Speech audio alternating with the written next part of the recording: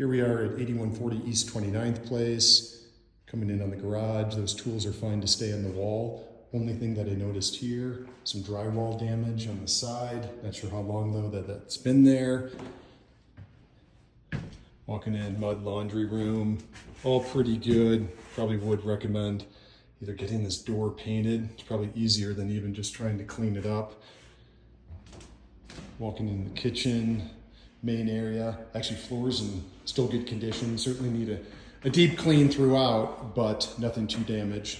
I did find this paint here in the garage, although the only one that looks accurate. This was a black that might be for the table and chairs outside on the porch, and then this blue seems obsolete.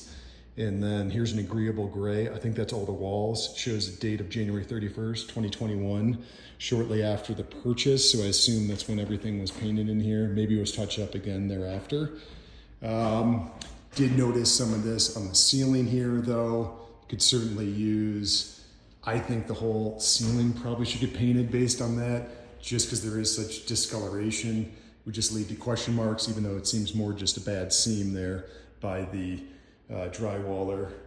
And just some miscellaneous items there, some booze on top of the cabinets. But overall, they did clean out pretty well. I would recommend removing some of these rods and rod holders there. Above the windows in the primary bedroom, they have that as well. Get this touched up and painted. Here, I did go down the crawl space. That looks good. I'll send some photos there. There's your microwave, looks like a pantry door, and the TV, which can all be disposed of. Maybe keep the microwave, but I could find a different location for that. Everything over in here, pretty good. Didn't notice anything alarming. And the walls are all actually pretty good besides some touch up. Here's the carpet that Billy had mentioned that, yeah, I think it's gonna be tough getting some of this out. Looks probably older than 5 years, but certainly some considerable wear and tear on that. I think it'd be tough for cleaning to get rid of a lot of those items. Spots and marks. That was all good in there. The water heater and furnace.